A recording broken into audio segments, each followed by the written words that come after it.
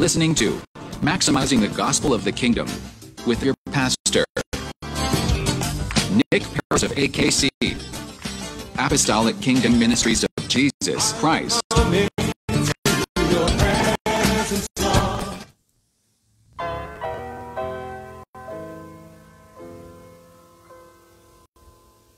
I can hear the sounds of His coming everywhere. In the headlights, resounding by the score. It may be another earthquake or just another war, but to every child of God, it's something more. And when I hear the sound of marching, hear the sound of battle cry, then I know my Lord is coming. Even now it may be night, and I can hear the sound of His coming. Mayong buntag. Welcome sa atong tulumanon, Maximizing the Gospel of the Kingdom. Sa ngalan ni Dr. Mike Nies sa 97.7 FM DXXM, sa Technical Department DG Gaga. May buntag ug bisan pa sa ngalan sa IKMGC Bunawan atong gitunol, gipaabot ang atong mainitong pagbati ug mga pangumusta sa tanan nato mga suking tigpaminaw. Nagasunod ni atong tulumanon sa radio, maingon man sa FB, sa Luzon, Visayas ug Mindanao. Kumusta kaninyong tanan maigsoon? Atong paabot na atong pangumusta sa atong mga early viewers karon, gikan sa nagkailaing nasod sa tibuok kalibutan, sama kang Anacel Inanday, diya sa Kalinan si Helen Madahi and family. Nasayod kita nga ilang nagipalanog, no? Diha ang ilang mga ang atong programa. Good morning Sam kay Ruhil Supuso. Praise God. Good morning Sam sa mga kaigsoon nato diri sa Budawan District. Sa tanan-tanan may doon nga nasunod sa atong tulumanon. Ang Diyos panalangin ka natong tanan. O sa atong pagpadayon nito sa unahan, atong idalit kanyo kining usa ka awit ni Eliasar Lagwisan. Atong paminaw ng mga awit ng song.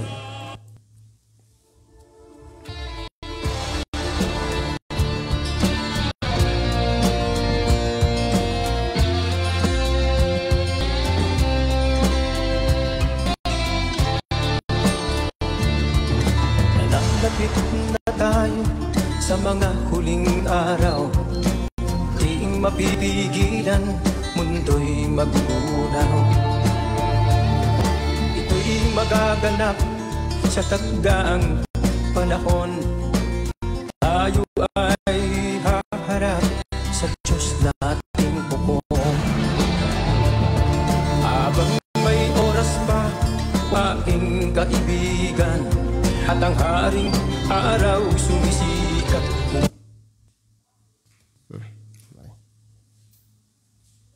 Di lang may technical problem. Akong ginapindot ang sounds for a moment.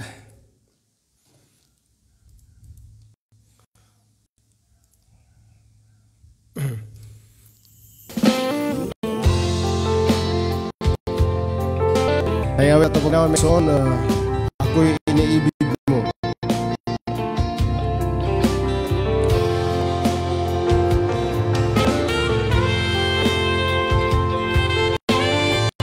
Good morning kay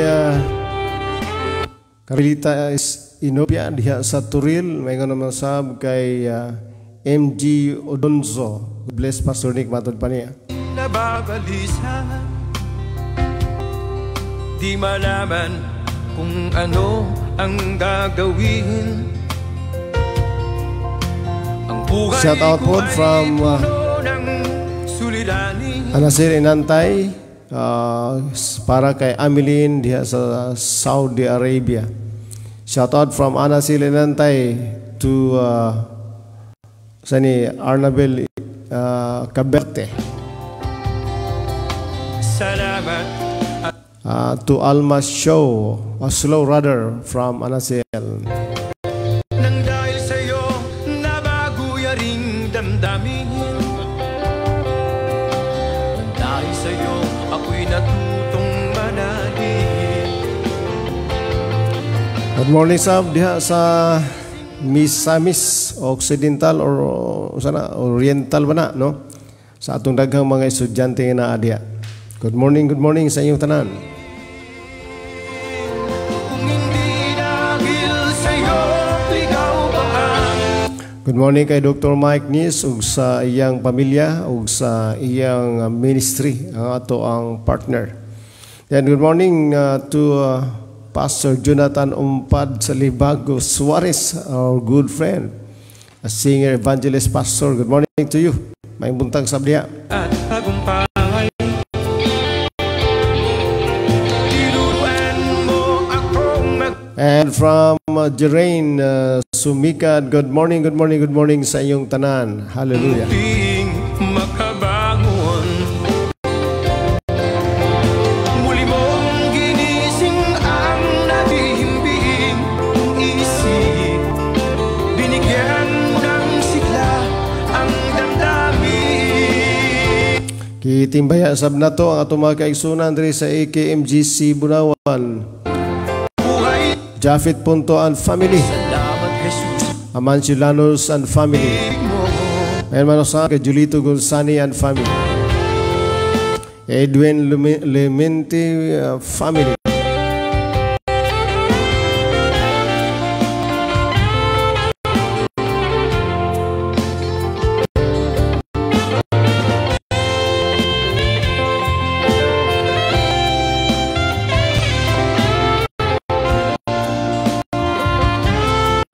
Salamat sa kay DG Gaga nga nag-assist ato Salamat gayud kayo.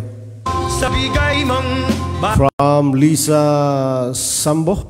Good morning po, Pastor. Sambo, Cebu ba ni? bahay. Tinuruan mo akong maging mahinahon. Tinulungan mo akong muling makabangon. Muli mong ginising ang nahihimbing kong isip. Good morning sa tanang taga-Kwari diya sa Reyes Compound.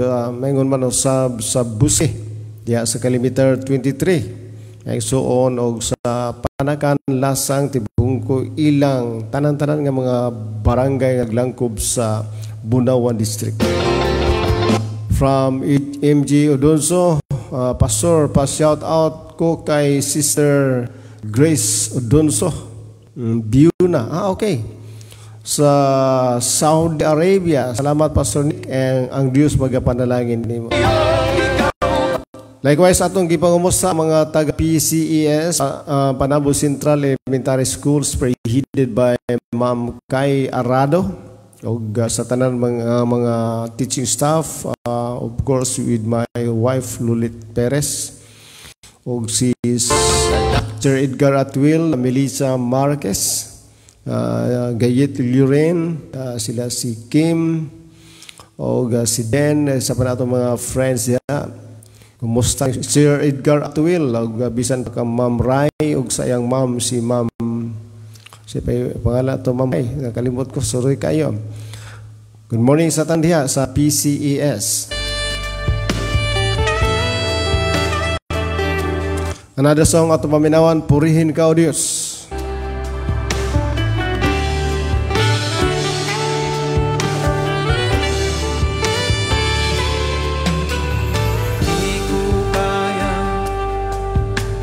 Sukatin ang iyong kabutihan. Pag-ibig mo'y walang hanggan. Gitimbaya po nato ang ato mga government workers, mga frontliners, no? Tanan-tanan, o bisan pa ato mga kapulisan o mga kasundaluhan nga nag-anyag, offer silang kinabuhi na alagaran ang publiko o ang atong nasod sa Pilipinas. Ang iyong Praying for all our government workers o mga frontliners. lubos maisip, ang iyong kadakilaan, purihin ka, O Diyos, purihin ka.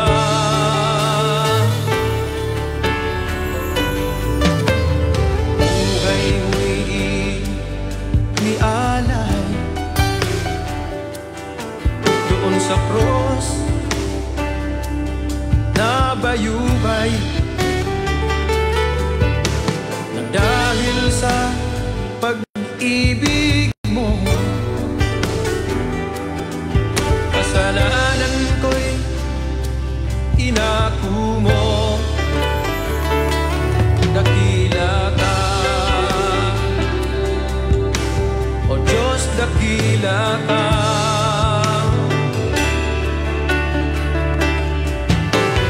Di ka nagkukulang,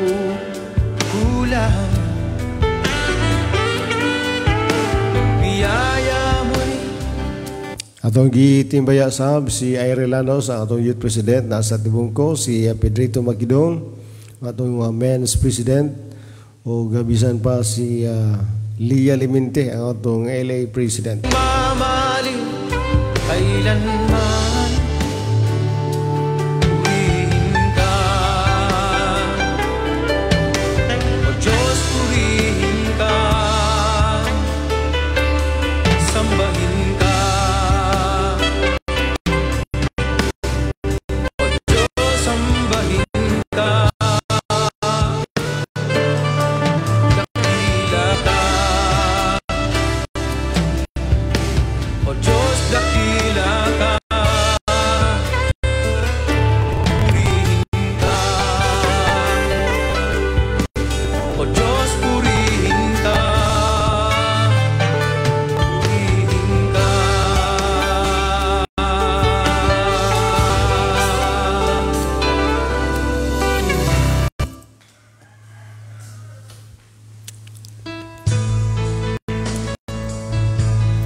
Isibuano song ang ngayon Sibahon.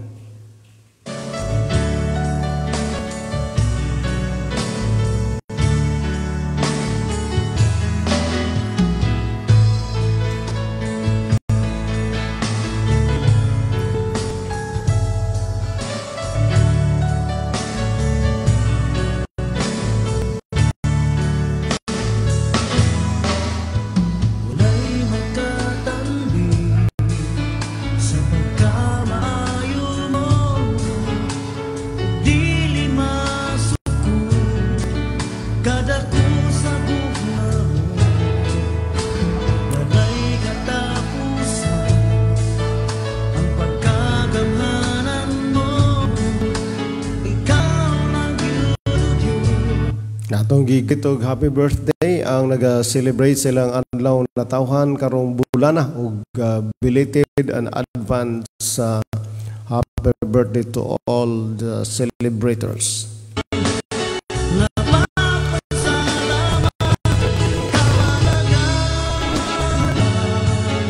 Hangtod sa kahanguran ang grasya. From MG Queen Odunso, Pastor, request ko og song You Are Always Be a Child in My Eye. Okay, hatag nato na kay Gaga kawa ko'y file na adre. Unya, may son. And good morning to Jeric Gapa.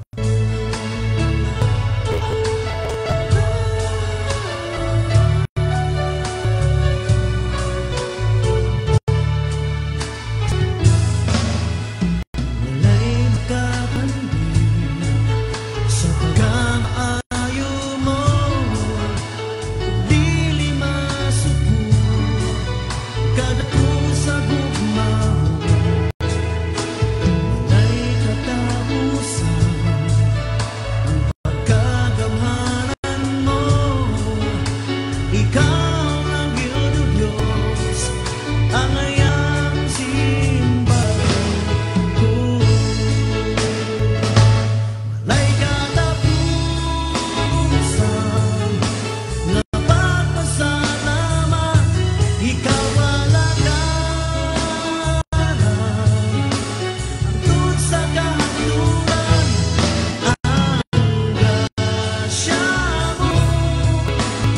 course, atong basahon ang shout out ni Helen Mahi, UPC Teacher Village Kalinan, to our host Pastor Romeo Rolida, Pastor Andrew Rolida, Pastor Jericho Kulipapa, then Minister Juvi Kulipapa, Minister Norlin Salido Aliyah, o Aliyah Salido pala, Pastor Rubin Andayan Senior, o sa tanan ng mga pastors ug mga kaigsunan. Good morning sa inyong tanan diya sa Kalinan area.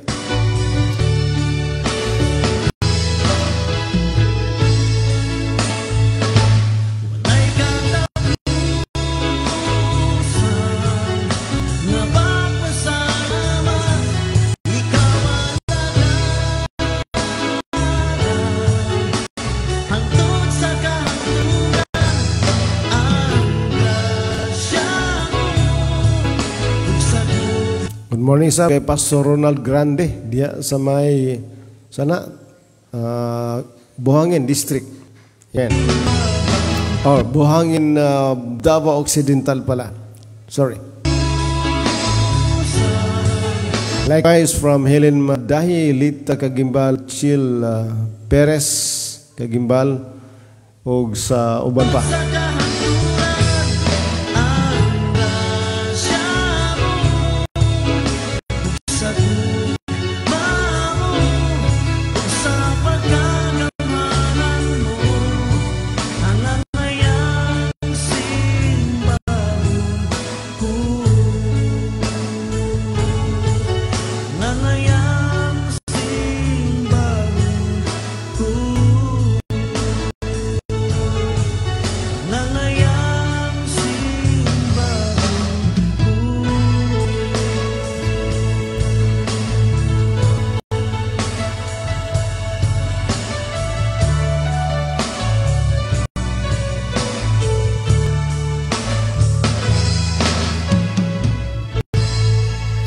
Laing awit ato pamatian human niini may suon kay awit nga salaman to gi akong giandam. Kadyo kayo na wa man. Si Jesus ang esperansa, no? Laing Bisaya nga kanta samtang magahuwat na may suon sa atong pagsugod pag-share sa pulong sa Ginoo.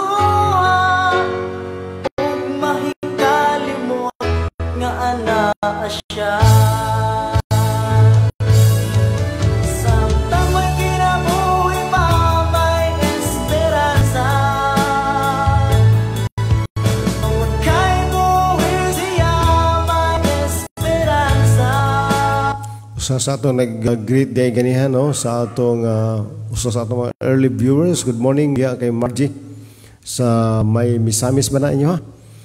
At estudyante sa Friday class.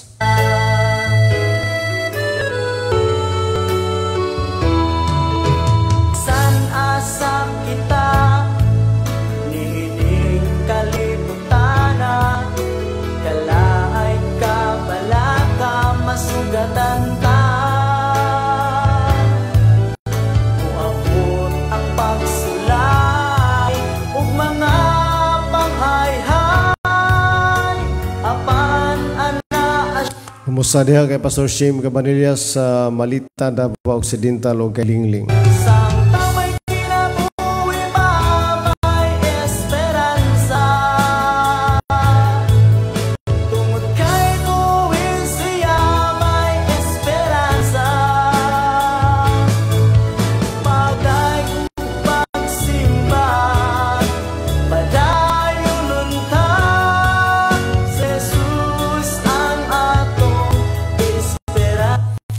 from Duardita Aguilar Sumipo. Good morning, Pastor Nick, and to all listeners and viewers. Blessed morning to all of us. Good morning, Sab, sa ima Duardita.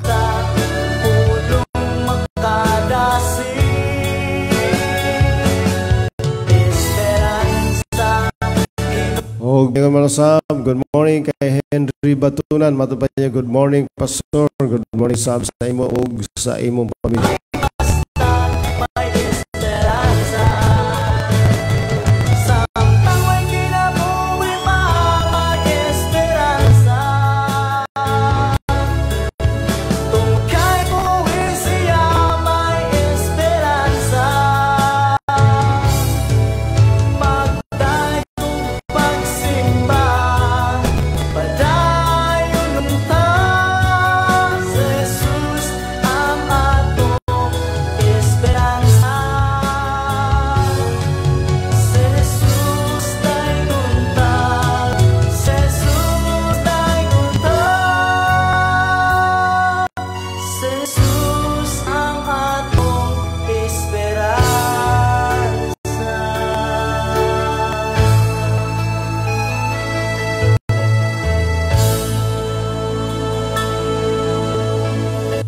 Tato pamatian taon-taon kining awit na gayon wa ko nimubuhi yawit ni Michelle Mahadukon sa Together Church. Atong pamatian may soon ang maong awit.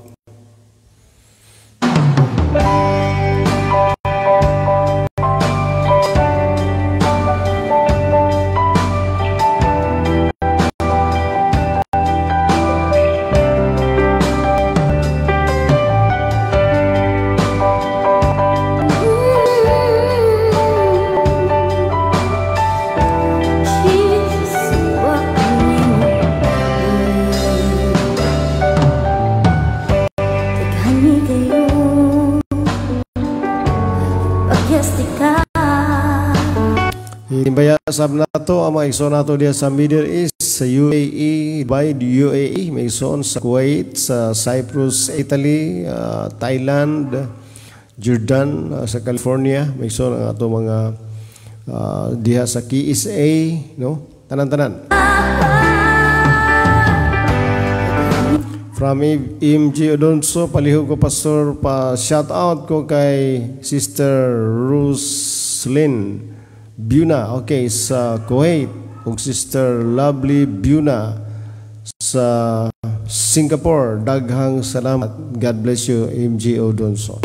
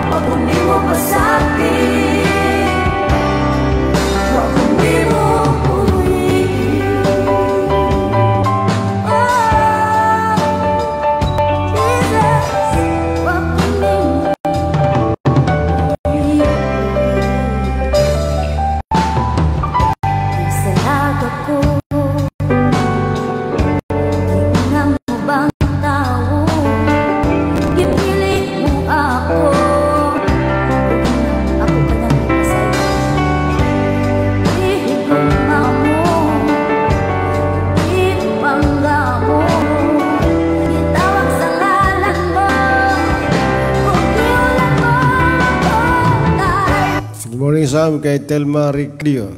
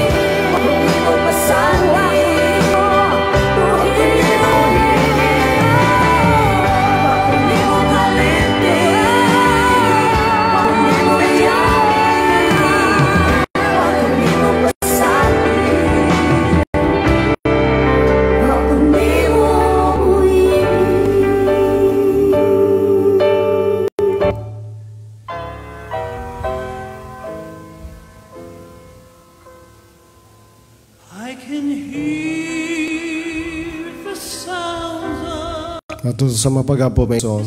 coming everywhere. In the hand Dalaygon ug mahigugma na Dios ning takna. We thank you, Father God, for allowing us once again to serve your people through your spoken and written words. We thank you, Father God, for allowing us once again, for extending our life, Father, to be of service to your people whom you love so much. Your word said, for God so loved the world that he gave his only begotten Son, that whosoever believeth in him should not perish but have an everlasting life. Speak to us, Father. We meditate upon your words, because you said that this book of the law shall not depart out of thy mouth, but we shall meditate therein day and night, for us to have success, to us to become more prosperous. Thank you, Father. Bless your words, your people who listens to your words today, all over the world. I commit to you this program and your people to be continually in good hands. In Jesus' name, amen. Daraygon ang Diyos may soon matutagilayon sa pulong sa Ginoo. Okay, matuta sa pulong sa Diyos. We continue to discuss about the kingdom. We understand that the most superior form of government is the kingdom of God. Doon natin ginatawag sa atong giskutan itong milabay nga one of the forms of government, like what we call feudalism, no? Nga ang mga tag-iguta gitawag na sila landlord. And we have also another kind of form of government next to feudalism, itong ginatawag nga dictatorship. Ilang ginapattern gyapon sa kingdom, pero dili siya exactly the same. Nagsuon tungod kay because of the absence of the image of God, the influence of His righteousness and holiness, still it is a very violent kind of government. And we have also communism. There is a combination of this kind of government to feudalism and dictatorship. Again, it is found lacking the true elements of the original form of government that God introduced to us. Then we have also another kind of government. This is called the socialism, a stepchild of communism. Okay, so it's another endeavor to bring the state closer to the needs of the people, but yet, it is still lacking. And finally, we have this what we call democracy. Democracy has its roots in the writings of the Greeks, and is viewed by many people, even those in the Western religions, as the perfect government. So ilang tinitingnan nila na itong democracy raw ay ito yung perfect government. Plato called it the fairest of constitutions, but did not so only reluctantly because he saw weaknesses within democracy that would lead to its downfall. So, ganun pa man, itong democracy na tinatawag nating the rule of the people, by the people, and for the people, he said is a fine idea. It is man's attempt to get farther away from despotism and tyrannical rule. Democracy as a principle is man's reaction to all the other forms of government such as feudalism, dictatorship, communism, and socialism. And a close study of the roots of Western democracy will reveal that it was a reaction and rebellion against a divine choice or feudal system of government called a kingdom. So in reality, America was built on rebellion against a kingdom because they were what we call a colony of Europe. The founders and framers of the American concept of governing champion the cause of democracy and adapted the Greek ideas and refined them to accommodate their aspirations. So even America rejected the kingdom. So America's dream and guiding principles were independence, self-determination, and individuality, while these principles served as the bedrock of Western democracy, they remain contrary to the kingdom principles. Now, so we have all these kinds of forms of governments, but here comes the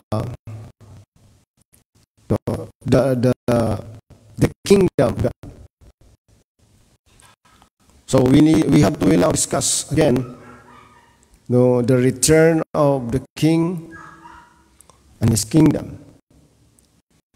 The return of the king refers to Jesus Christ and his kingdom, a state government that he brought with him. Okay, he did not bring with him a religion, because Jesus Christ was not a founder, a leader of a religion, but rather he was a head of state. He was a head of a state government called kingdom. Now, so what is this alternative that mankind needed? It is to return to the original governing concept of God the Creator, which is the kingdom concept. So ito yung ating pinakakailangan, ang intervention ng pamahalaan. Lahat-lahat ng mga tinatawag nating so-called religions are under this what we call government. So the final is government. Okay, so it is to return. Studying kingdom is to return to the original governing concept of God the Creator, which is the kingdom concept. Of course, people who have lived in the context of democracy or a republic all their lives usually find it not only difficult but almost impossible to understand or accept easily this concept of a kingdom. So matagal ang tinatawag na transition. Kasi yun na yung ating nakasanayan. Now, compounding the problem is the historical educational process that paints the concept of kingdoms in a negative light due to experience with corrupt kings and kingdoms in the past. So medyo may takot ang tao, apprehension sa itong tinatawag nating kingdom kasi maliban na ito'y hindi talagang very familiar sa pandinig ng mga tao. Meron ding mga bad experiences. Yung marami tulad ng Pilipinas that we were under the Spanish colony within 330 years, followed with the Americans and many likewise even the Japanese, no? So we were really suppressed and we're not free to exercise our own culture. So we became a culture of different influences and cultures. As a matter of fact, to many people in their limited understanding, a kingdom is simply a dictatorship in the hands of a family. So ito yun, kasi yung mga naririnig nating kaalaman tungkol sa kingdom, na yung mga tao ay slaves, ang nagpapatakbo lamang ito royal family. Pero iba itong kingdom kasi lahat tayo ay member of the royal family. Walang pinipili as long as you are aware. No?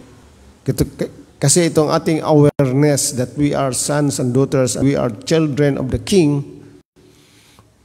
binubura ito dahil sa influence of the spirit of religion. Kasi pinaniwala tayo na tayo'y walang alam, pinaniwala tayo na tayo'y walang magagawa.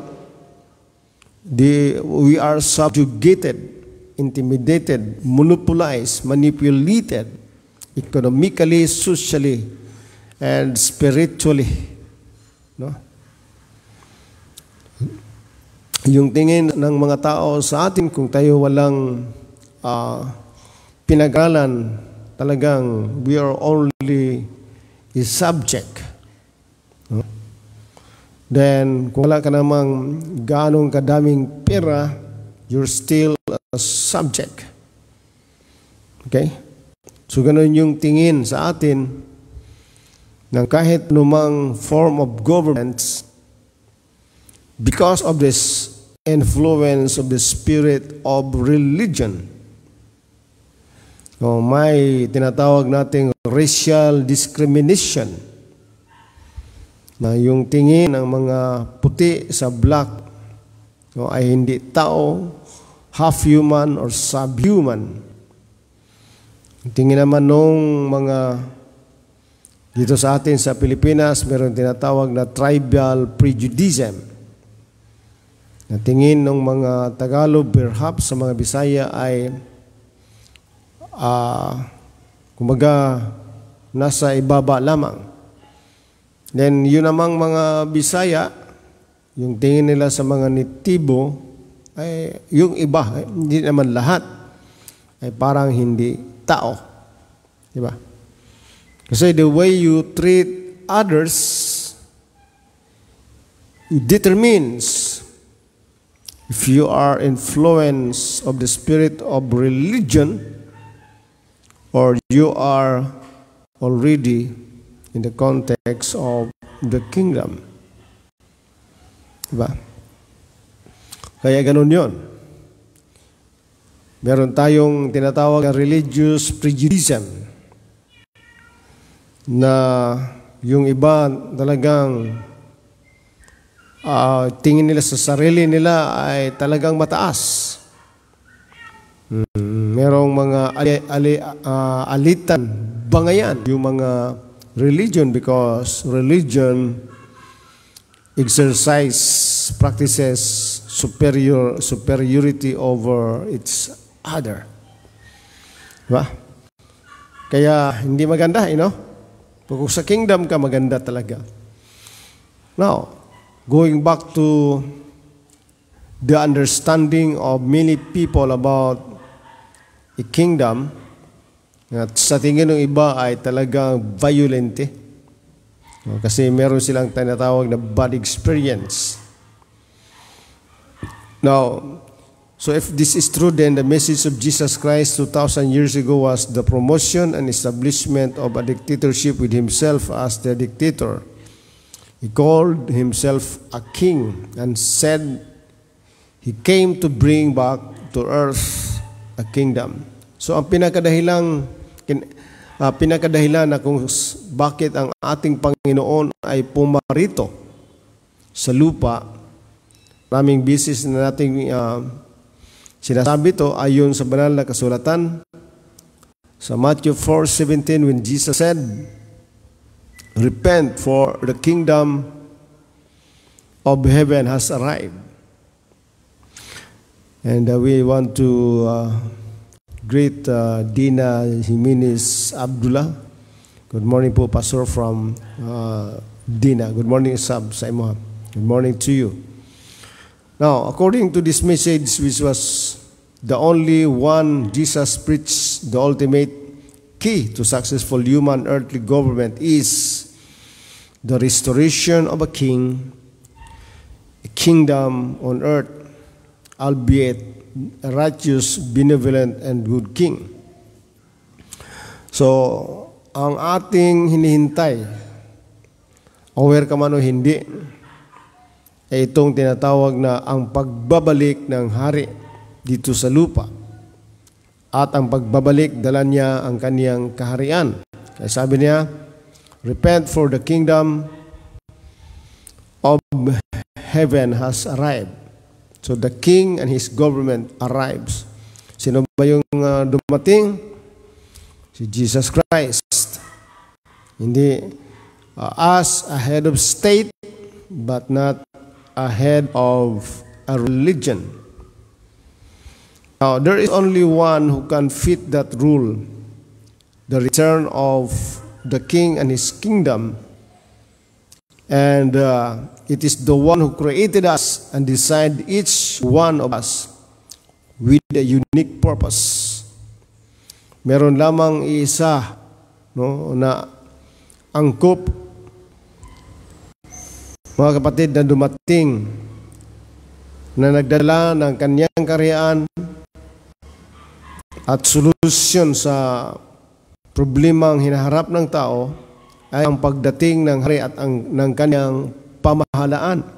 Ito tinatawag na kingdom. Ito siya walang iba kundi ang ating Diyos na naglikha sa atin, naglikha ng lahat ng mga bagay. No? So, we must bring back the king because this king cares for his citizens. His rule is a righteous rule. Ang kanyang pamahalaan ay matuwid. No? Walang pagmamalagis. Walang intimidation, walang manipulation, walang monopoly, walang economic monopoly, walang social monopoly, manipulation, whatever. Talagang fair government.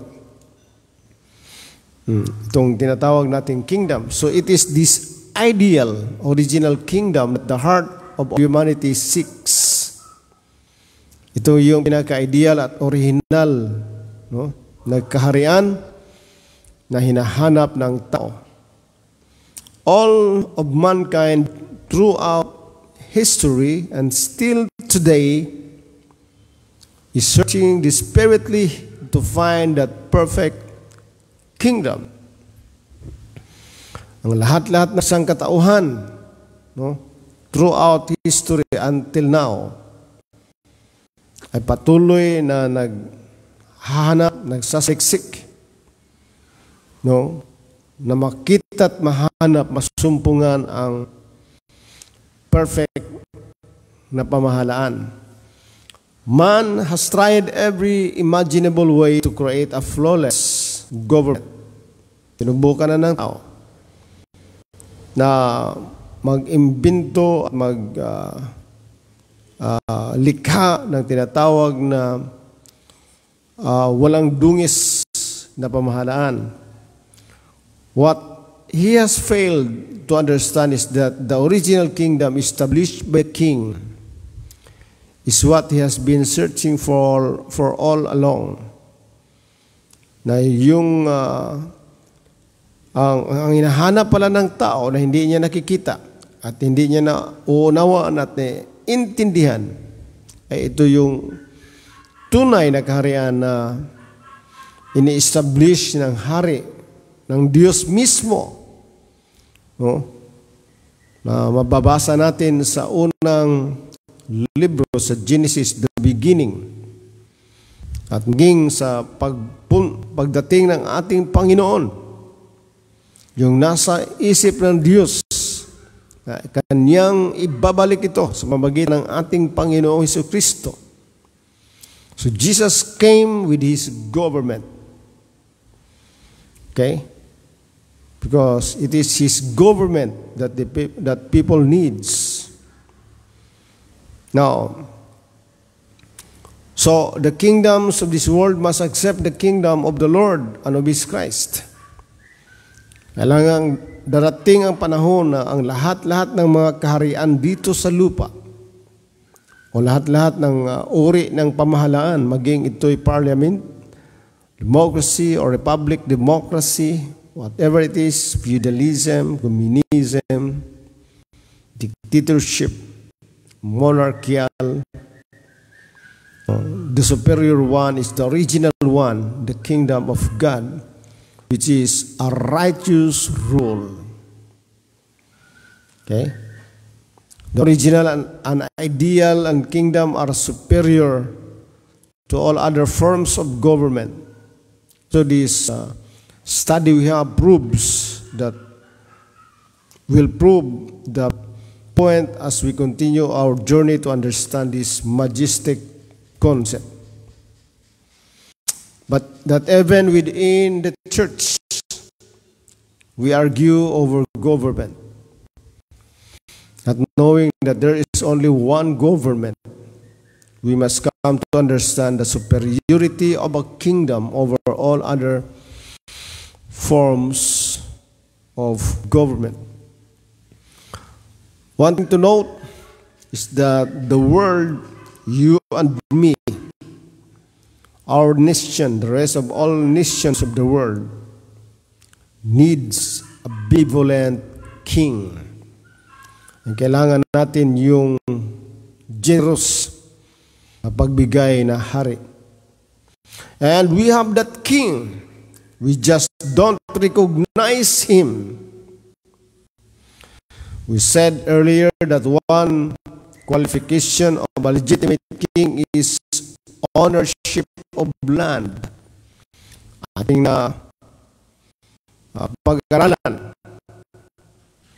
na ang tinatawag nating qualification ng legitimate na hari na siya ay nagmamay-ari at siya may-ari ng lupa. Ang ating Panginoon, hindi lamang siya ang may-ari, kaya tinawag siyang Lord. Siya din ang naglikha, kaya tinawag siyang God. At tinawag din natin siyang Ama o Father, Abba. Ibig sabihin siya ang pinagmumulan ng lahat ng bagay. Siyang naglikha ng langit at ng lupa, naglikha ng tao at naglikha ng lahat-lahat ng mga bagay. Kaya ito na. Ito na yun, mga kapatid. So because the Lord or God created the earth, so this makes him automatically a Lord. Because Lord means honor. Lahat sa atin dito sa lupa ay nagmamay-ari, pero hindi tayong may likha. Siya ang may likha. Kaya siya yung original. Siya yung may rightful ownership. Kasi hindi lamang niya Hindi niya to tinanggap, kundi siya mismo ang gumawa at naglikha ng lupa. In the beginning, God created the heaven and the earth. Di po ba? So, who makes God to be King and Lord? Nobody. Sino bang gumawa sa Diyos na maging hari at Panginoon o may-ari? Wala.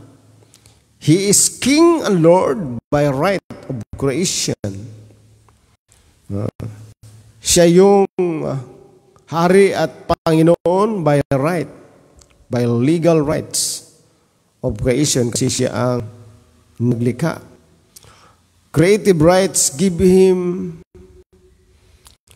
incontestable ownership rights to earth and the universe. Yung kaniyang kaniyang paglikha. No? So meron siya tinatawag na creative rights na nagbibigay sa kanya ng hindi pwede na pagdebatihan ang kanyang ownership rights to earth and the universe. Why? Because God created all things and that automatically makes Him Lord of all. Kasi ang ibig sabihin ng Lord, may-ari. Tayo, natawag din tayong Lord dahil meron tayong pagmamay-ari. Pero yung ating pagmamay-ari, hindi natin yun nilikha. Iba. No, di ba? Maging yung mga tinatawag nating mga inventor, yung gumawa ng iyong cellphone, laptop, ganon. Tinatawag din silang Lord because they created. But the raw materials, again, does not belongs to them. All belongs to God. Even you as a man do not belong to yourself. You belong to God because you were created by our Creator, God. Di ba? Kasi dito sa lupa, wala tayong binigay sa atin ang lahat, not for ownership, but for co-ownership. Co-ownership lang. And likewise, at the same time, it is given to us for managerial purposes. Yun, mga kapatid. Kaya napakagandang tunghayan at aralin to, mga kapatid. So, in other words, we don't give God the earth. It is God gives us the earth. Di ba? Hindi natin binigay sa Diyos ang lupa. Siya ang nagbigay nito sa atin. He doesn't need us to make Him king. Hindi niya kailangan na gawin natin siyang hari. Yeah. Kundi siya ang gumawa sa atin na magiging hari. Sabi niya, let them rule. Let them have dominion. Let them have kingdom. So we can only acknowledge Him as King. Kaya kailangan lang atin siyang, sa Bisaya pa, iluhon nato siya. Kilalanin natin siya bilang hari. Dahil sa kanyang pagmamay-ari at paglikha ng lahat ng mga bagay at maging sa paglikha niya ng lupa. His original purpose and plan was to extend His invisible kingdom of heaven to earth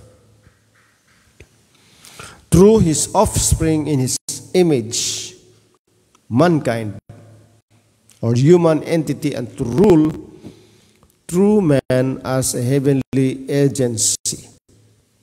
So ang tunay at original na layunin at plano ng Diyos na kanyang ma-extend ang kanyang hindi makikitang kaharian ng langit dito sa lupa sa pamamagitan sa atin na nilikha ayon sa kanyang wangis. Itong tinatawag na mankind or human entity to rule, that God will rule through man sa pamamagitan natin. bilang heavenly agency. So in essence, with God's kingdom on earth, His territory through all mankind, we would be rulers under the ruler. So, ulitin ko. With God's kingdom on earth, His territory, through all mankind, we would be rulers. Ibig sabihin, tayo mga hari sa ilalim ng isang hari. Kaya, ang ginawa pa ng Panginoon is He built and created a kingdom of kings. Siya yung king, tayo yung kings. A kingdom of kings. So, tinatawag yan na King of Kings. Tinatawag din Lord of Lords. Yung original Lord, source ang Panginoon. At tayo tinatawag din Lords for co-ownership purposes. Okay? Kaya gana lamang ang ating pag-aalaga sa lahat ng mga resources ng Panginoon dito sa lupa, maging yung ating pag-aalaga, pag-take care of our kapwa-tao, dahil tayo ay co-owner. So kung wala kang co-ownership, hindi mo yan. Babaliwala mo lang yan. Kaya sisirain mo lang yan. Kaya huwag nating sirain yung kalikasan. Huwag nating sirain yung ating kapwa-tao. Dahil tayo ay pinaubaya sa ibang tao, at yung ibang tao na may pinaubaya sa atin at pinaubaya rin ng Panginoon yung lahat-lahat ng kanyang nilikha rito sa lupa. Nako, napakaganda talaga mga kapatid, di ba? Good morning dahil kay Bubong Audan. Good morning dahil Bung. Dahil kalimot sa atong klase karon Bernes, ha? Para madugangan atong kay Balo niya. Madugangan nato ang leaders. So,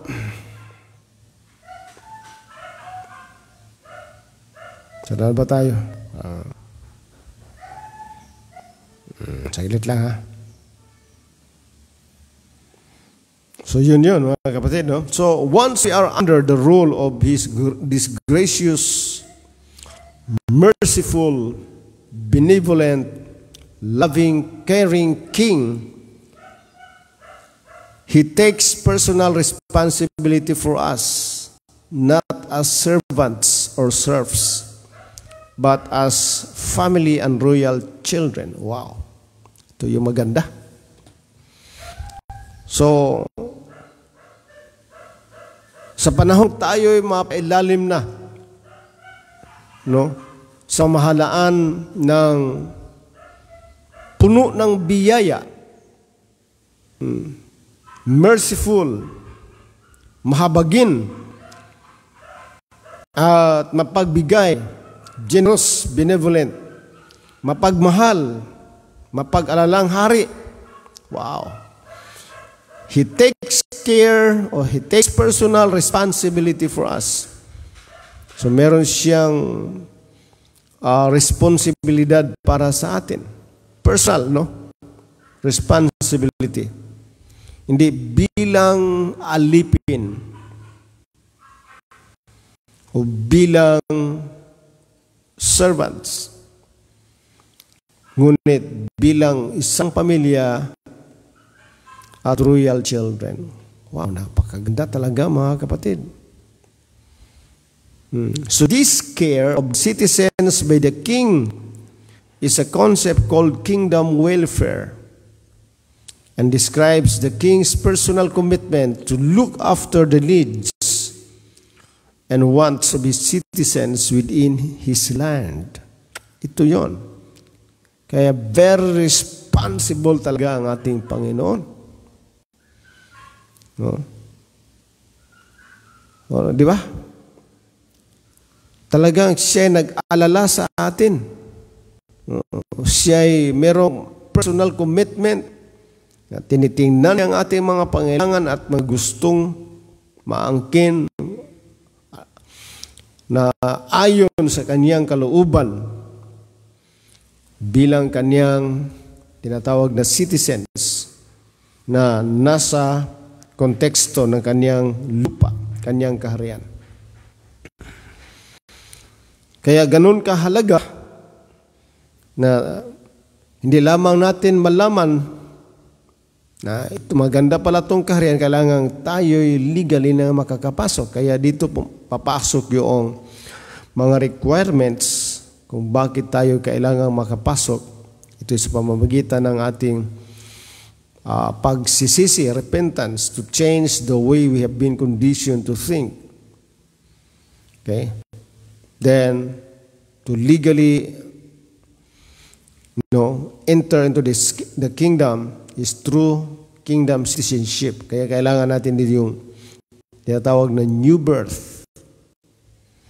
Okay? Ang bagong kapanganakan sa pamamagitan ng tubig, bautismo sa pangalan ng Panginoong Hesus at pagtanggap ng banal, kaloob na banal na Espiritu. So therefore, the word welfare rather is a concept that can only be understood fully in the context of a kingdom. Ito yung tinatawag nating welfare. Meron tayo dito sa Pilipinas sa social welfare. No? Yung tinatawag nating kaayuhan para sa mga tao. Welfare. So whenever we submit to a king and his kingdom, we come under his welfare. Napakaganda. Na sa panahong tayo'y magpailalim sa isang hari at sa kanyang kaharian, ibig sabihin noon, tayo'y lumapit sa ilalim ng kanyang welfare. Welfare is not a word that can be used in a democracy. For many, the very word welfare paints negative pictures in their minds and they believe it to be a social curse. Nagiging social curse na nga itong welfare na sinasabi because of the absence of the image of God. Na yung iba kasi hindi nakarating sa dapat na makatanggap, di ba? Kaya maraming issues at hand. No? So, maraming mga investigasyon. Kasi kung titingnan natin doon sa Acts 6, may tatlong function kasi roon yung ecclesia. Ecclesia is not a religious entity but a government entity. No?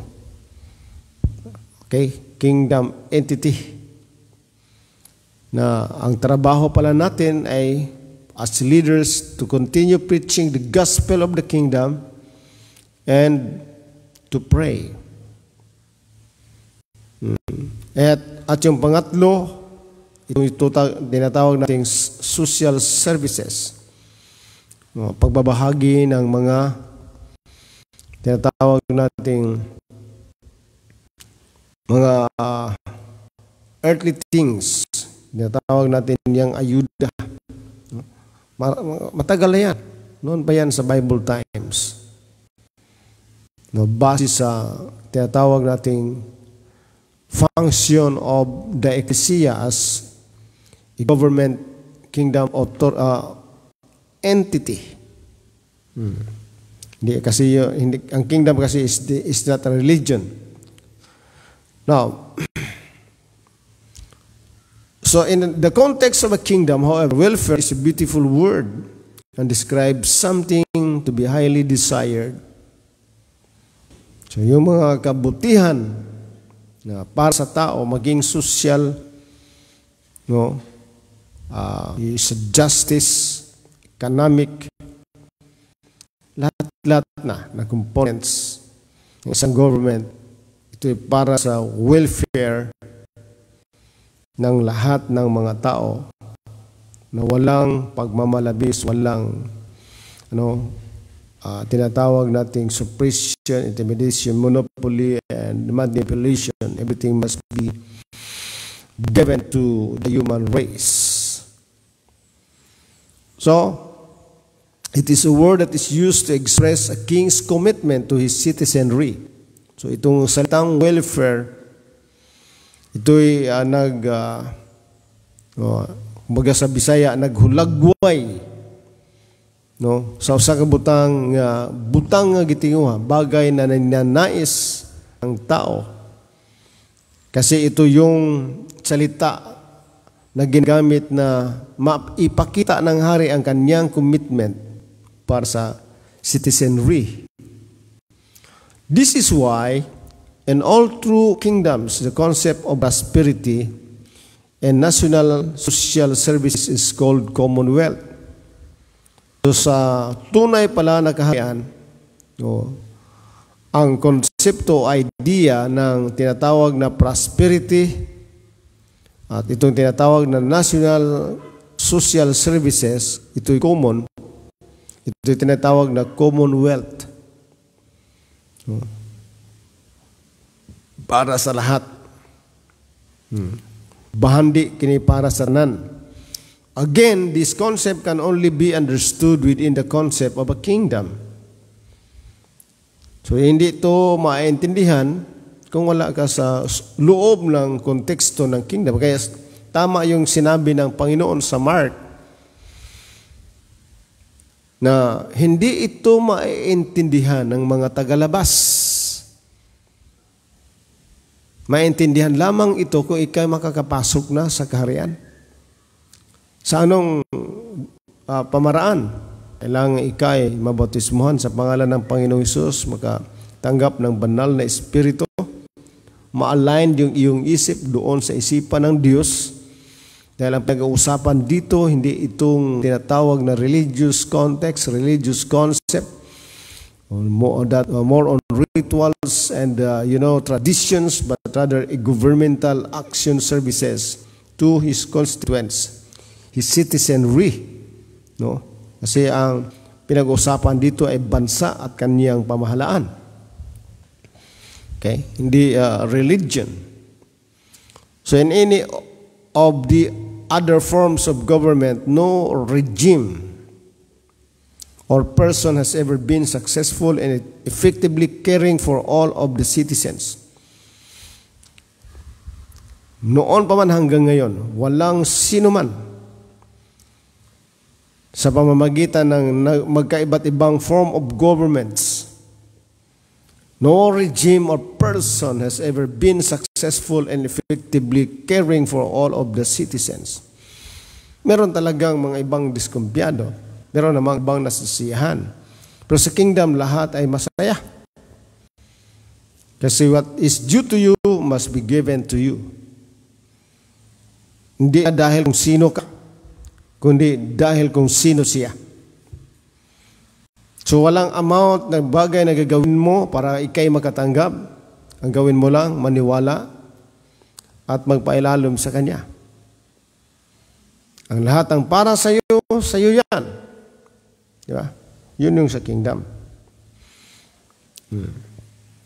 So as a matter of fact, even under the best form of human government we call democracy, there is the plight of the rich versus the poor. Meron pa rin issue.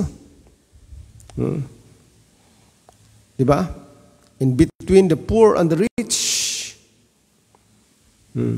The haves compared to the have-nots. Okay? In between sa meron at sa walang pagmamayari. Taliwala sa una o sa wala. Taliwala sa dato o sa pobre. Ito naghapon. The extreme and unequal distribution of wealth. Ang hindi patas na pagbabahagi ng wealth. Merong tinatawag pa rin natin sa democracy na discrimination. Maraming naaapi, di ba? Bagamat, ito na yung sinasabi natin the best form of government. Pero marami pa rin naaapi. Nandito pa rin itong tinatawag nating racism. Yung maputi talagang mataas ang tingin nila sa kanilang sarili. Ang tingin nila sa mga itim ay half human o subhuman. Di ba? Meron pa rin tayong tinatawag na social classifications. Talagang taas ang tingin mo nung taong nakasakay ng, di ba, Cadillac, kaysa taong naglalakad lang. Kasi we attribute success to earthly things. Kaya maraming mga taong hanggat maaari makasuot ng mga tinatawag nating mga branded para magiging mahal ang tao sa mataas at mahal ang tingin ng tao sa kanila, di po ba? Kailangan ikay natira roon sa mga exclusive subdivisions.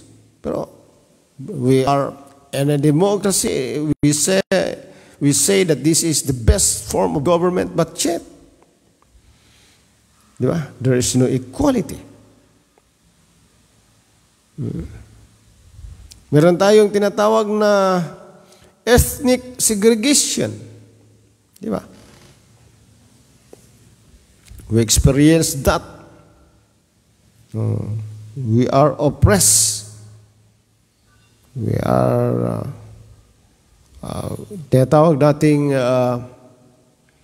ino-oppress tayo dahil sa ating tribo, di ba? So, ganun yan. So, history continually fails to show us a government that manifests the equality, manifests the harmony, stability, and community that man has desired and sought after from the day of the fall of Edom. Di ba? Even our best is defective. In democracy, even our best is defective. Kasi magkakaiba ang tingin ng tao. Kaya sa social media, kahit anong magandang tingin mo sa ang bagay, masama ang tingin ng ibang tao sa the same thing that you see. Diba? Magkaiba-iba. Kaya talagang masalimuot, no government has been able to take care of its people equally. Not yet. In a true ideal kingdom, however, all the citizens' welfare is the personal responsibility of the king. Ito yung maganda. In a true ideal kingdom of God, however, all the citizens' welfare is the personal responsibility of the king. This is why the original concept, as in the kingdom of God taught by Jesus Christ, is superior to all other form of government. Ito yon, yung kailangan natin mga kapatid. Walang pagmamalabis, walang intimidation. Therefore, in a kingdom, the concept of commonwealth is also very important, and the word correctly describes the nature of the relationship the king has with his citizens and subjects. Kaya sa kaharian, ang konsepto ng tinatawag na commonwealth, mahalaga ito na salita dahil ito'y nagko-correct, ito correctly describes rather sa tinatawag nating nature of the relationship, ang relationship ng hari at ng kanyang citizens. Ito lang yung kingdom na kung saan ang kanyang citizens ay eventually become a king after that particular citizen of the kingdom found his purpose. Okay? and enhance his potential to make realize of his purpose. Di ba? Ito lang yun. Wala nang iba. Kasi sa ibang mga kaharian, ang royal family lang na tinatawag, ang mga pwedeng magpatakbo ng kaharian, hindi yung mga citizens. Manatili silang subjects. Kaya they are subjugated. So ito, hindi. Lahat. Maliban na tayo tinatawag na anak, tinatawag din tayong citizens at tinatawag din tayong mga kin. Lahat sa kaharian ito ay kin. Ato pa parintitanan. Kasi tinuod gud na nga kitang tanan magsuon ra gyud. Sa may source na to si Adan. O si Adan gikan sa Dios. So kitang tanan gikan sa Dios. Di ba? So if none of the human systems of government are adequate, how then do we adopt God's original kingdom concept into our world? So it begins by understanding the kingdom concept of colonization. Break sa taga-jut may son, no? Kay mo relax gamay. Karon we muni tayo sa ating pinag-usapan. Good morning diha kay Leah Punto Clemente, no? Good morning sa inyo diha. We're always praying for you, and good morning po kay Pastor Cesar Verano. Amen. Praise the Lord. Salamat kayo, Pastor Cesar. Glad to know you're joining with us this morning. Okay, dalay ko ng Diyos. At ito atong pamahinahon kayong awit nga nagaygon bagong likha.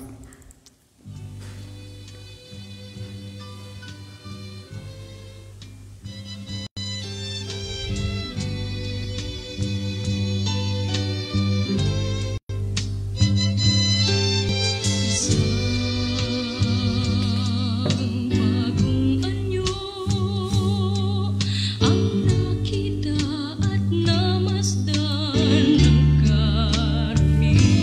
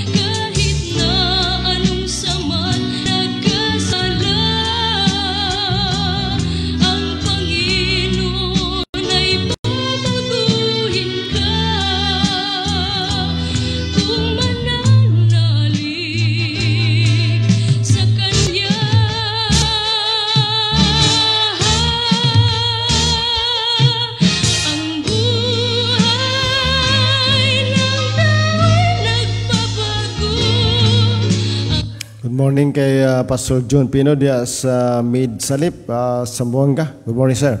Kahit na anong sama't nagkasala,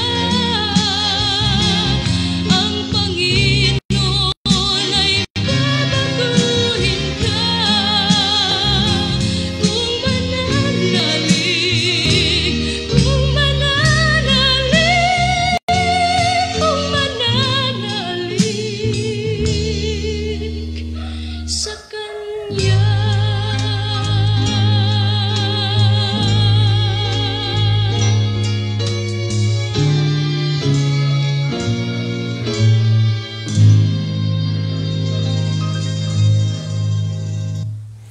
Salamat kay Megson sa magandang awit na ating narinig sa umagang ito.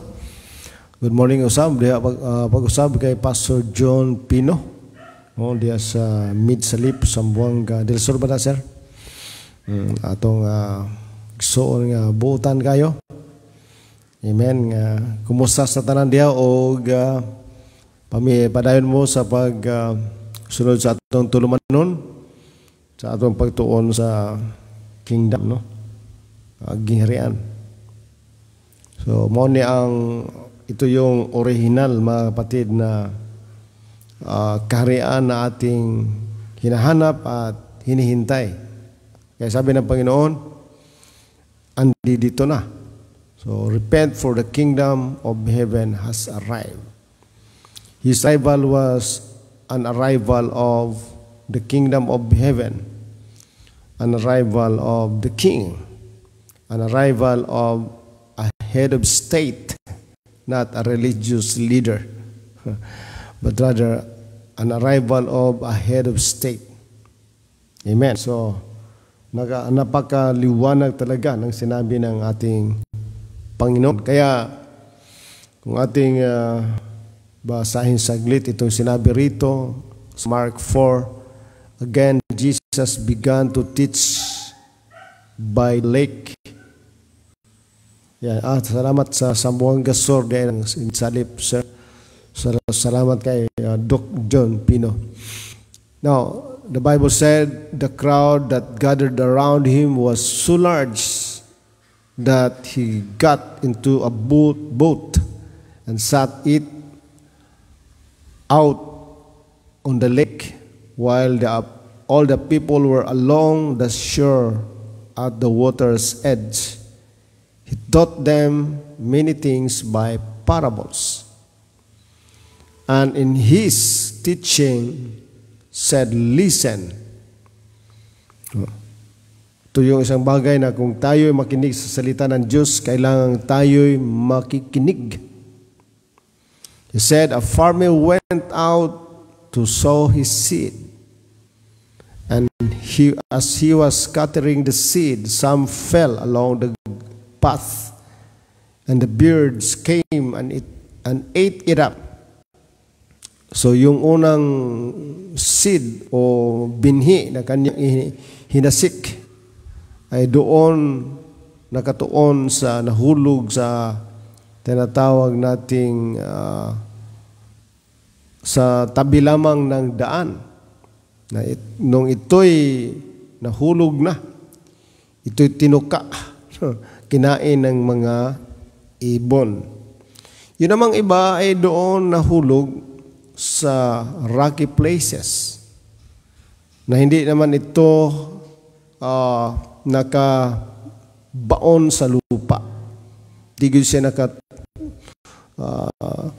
naka-absorb sa yuta. No? It sprang up quickly, madali lang itong tumubo because the soil was shallow. Meron namang kukunting amount ng lupa. But when the sun came up, the plants were scorched. And they withered because they had no root. So hindi naman ito nakagamot. Hindi naman ito talagang nakakapasok doon sa nakasipsip ng nutrients ng lupa. So ito yung ating pag-uusapan sa bandang huli as we resume this coming ngayong darating mga kapatid na Huwebes sa another episode ng ating pag-aaral tungkol sa kaharian. But this time, tayo na may sumandaling mamaalam, kaya tayo dadako sa panalangin sa mga sandaling ito, mga kapatid.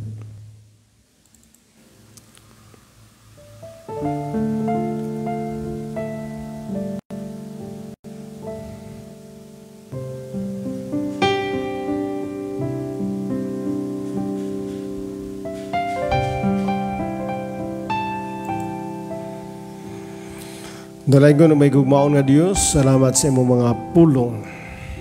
Continue to bless your people, Father, with open mind, open heart.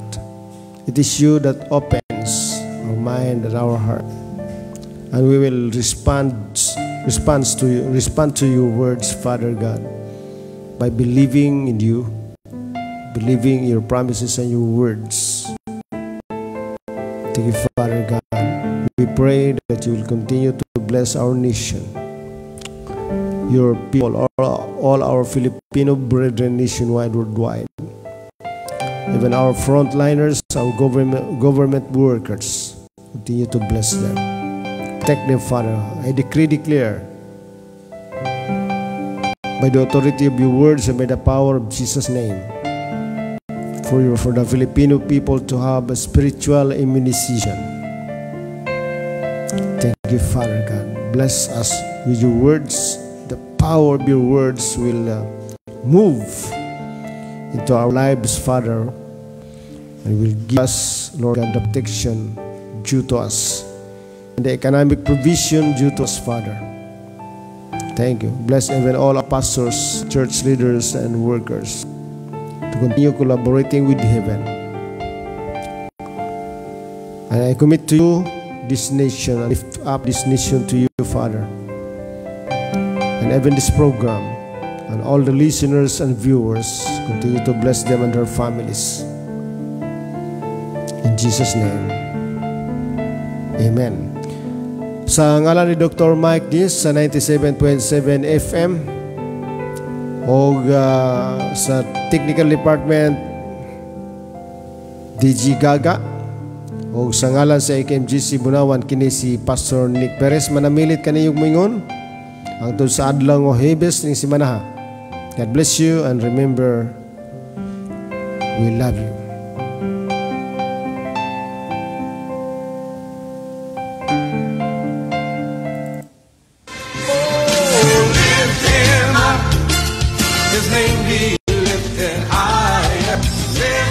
You have just listened to Maximizing the Gospel of the Kingdom with your pastor, Nick Perez. If you enjoyed today's message, we'd love for you to connect with us. Head over to our Facebook page and like at Apostolic Kingdom Ministries of Jesus Christ. Watch our Facebook radio broadcast and help us to share it with more people. If you have any question or comments, get in touch through the following mobile numbers: 0948-557-9687 or 0905-406-4350. Reach us at email nickperez.akmjc@gmail.com. Thank you for tuning in. Until next time.